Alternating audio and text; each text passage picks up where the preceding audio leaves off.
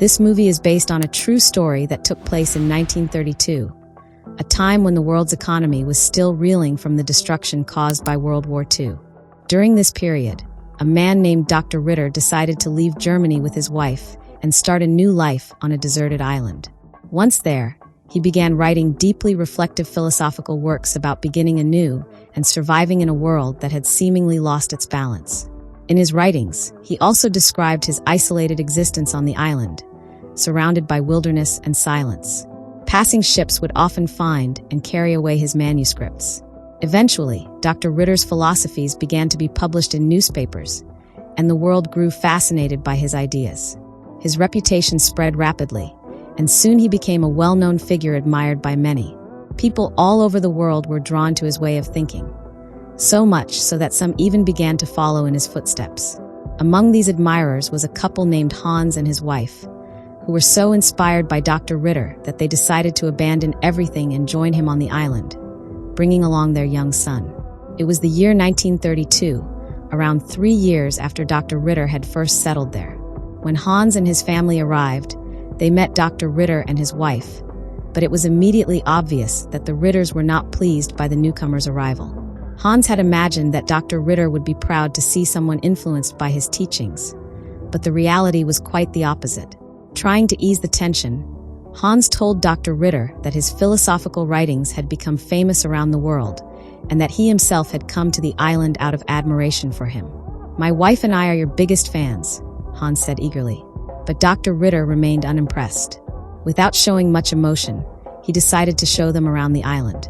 He explained that life here was not as romantic as it might appear from afar. Surviving in such isolation was brutally difficult.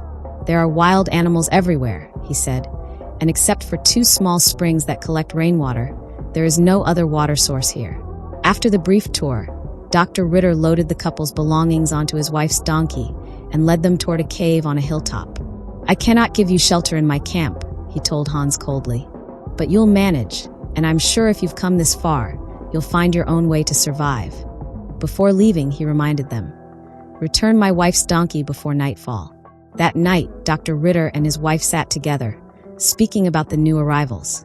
His wife scoffed at them, saying, "I don't understand what these fools were thinking. They'll never survive here like we do. Sooner or later, they'll come running to us for help, and that will only disturb my peace." Dr. Ritter laughed and replied, "That's why I left them up in that old cave, the place where bodies rot. If the cold doesn't kill them by morning, it'll teach them a lesson." Meanwhile, Hans and his wife, Margaret, worked tirelessly to make that cave livable. They dug the earth to collect rainwater by lining bamboo channels that directed the rainfall into a pit they had built.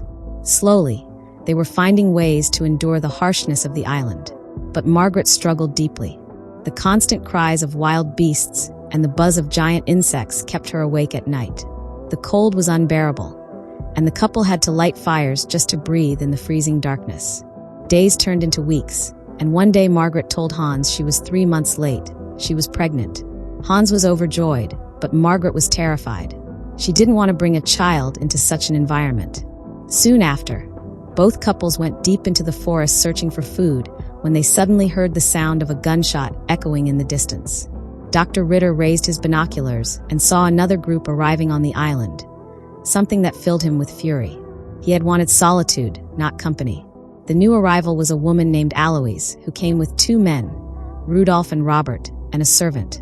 Aloise presented herself as a woman of royal blood, full of charm and confidence. Upon meeting Dr. Ritter's wife, she proudly declared, "I've come from a royal family, and I'm here to meet the great Dr. Ritter." When Dr. Ritter appeared, Aloise immediately stood up, gushing with admiration. "I've always dreamed of meeting the man who turned his back on civilization to build his own kingdom," she said. "I've even spoken of your greatness before presidents and governors. I told them how you removed all your teeth just to prevent infections, so that you could devote yourself to pure philosophical living." Dr. Ritter asked her where they planned to stay. Aloise told him they intended to camp near the beach. Ritter warned her that there was no drinking water there and suggested a better location. Later, Hans and Margaret discovered that Aloise and her companions were bathing in their water reservoir, the pond they had built to collect rainwater. Furious, Hans confronted them. Aloise apologized, saying she hadn't known, and introduced her group properly.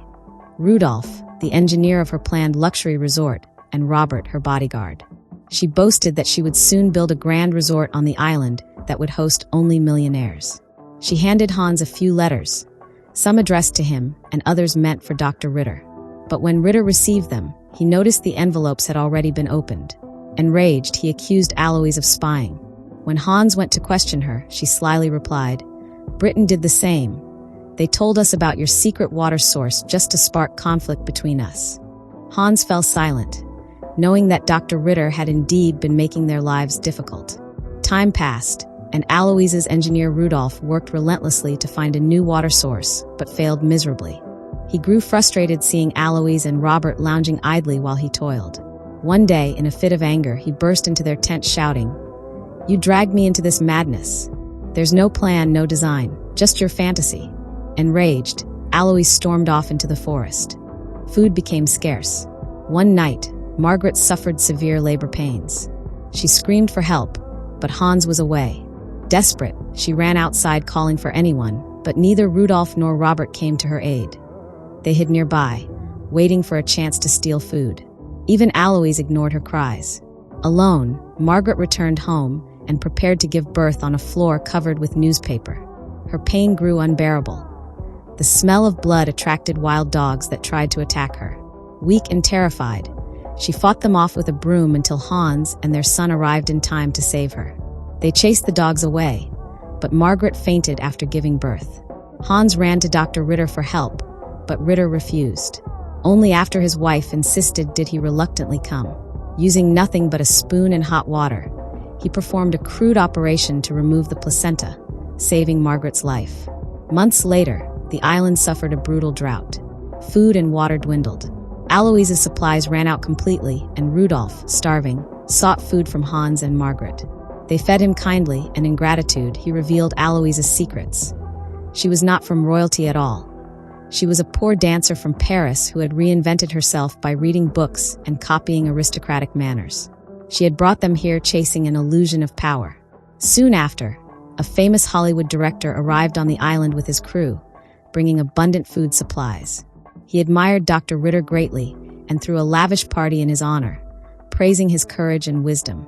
Alois saw this as her opportunity to charm the director, hoping he'd take her away. But when she flirted with him, he laughed in her face. "You're no princess," he said. "You're just pretending to be one." Humiliated, Alois fell into despair. The next morning, she discovered the ship had already left. Broken and hopeless, she stole all the food supplies the director had gifted to Dr. Ritter. Furious, Ritter armed himself and confronted her, demanding she return them. Alois mocked him, saying, "Do you think he'll share his food with you either?" In a heated exchange, guns were raised. Before anyone could be killed, Margaret intervened, begging them to stop. Dr. Ritter returned home, consumed with rage. He smashed his typewriter and declared, "I'll die of hunger before I write another word." Despite being vegetarians, he announced he would start hunting. Meanwhile, Rudolph once again visited Hans, who offered him food. When Alois called him back, she handed him his belongings and said, "If you wish to leave, go." With tears in his eyes, Rudolph told her, "If you ever need anything before I go, I'll be there." That night, Hans heard noises outside and fired a warning shot, accidentally killing Dr. Ritter's wife's donkey. By morning, the Ritters confronted Hans, accusing him. He denied it, but they soon realized someone else, likely Alois's camp, was behind the mischief. Ritter and Hans decided to confront her. Along the way, they encountered Rudolph, who confessed that he had stolen the donkey under Alois's orders. He regretted it and joined them to set things right. Together, they stormed Alois's camp. Robert attacked them viciously, nearly killing Rudolph, but Hans overpowered and stabbed him to death. Alois, terrified, began acting innocent, claiming Robert had abused her and that she had only obeyed him out of fear. She tried to charm Hans, promising to make them partners in her resort. But Ritter, seeing through her lies, shot and killed her on the spot. The two men disposed of the bodies by throwing them into the sea. The next day, Rudolph pretended that Alois and Robert had sailed away, giving Hans a forged letter. But Margaret knew the truth. She had heard the gunshots that night. She told Hans that Ritter had used him and would blame him when authorities arrived. Meanwhile, Ritter's wife had grown sick of his cruelty. She told him she was leaving, accusing him of turning philosophy into politics and destroying their peace.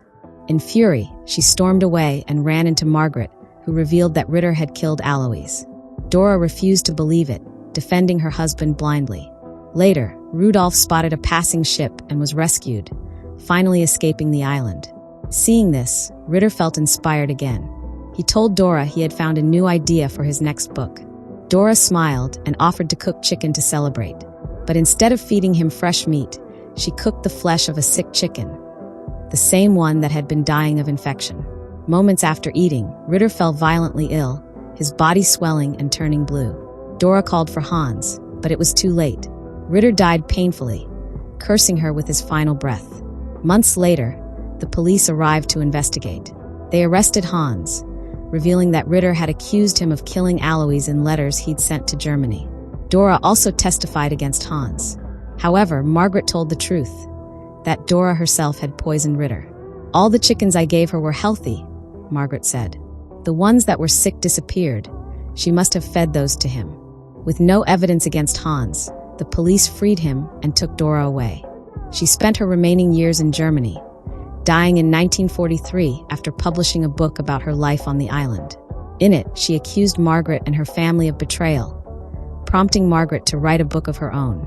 Eventually, Hans, Margaret, and their son built a small resort on the island, which still exists today. As for Rudolph, his escape ship later vanished at sea after running out of fuel, killing everyone aboard.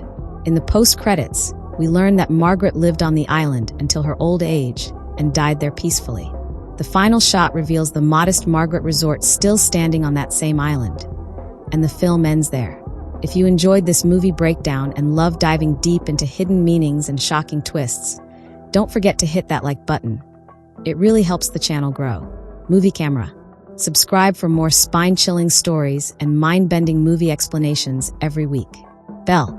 And tell me in the comments, what did you think about this movie's ending? Let's talk theories below. Backhand index pointing down.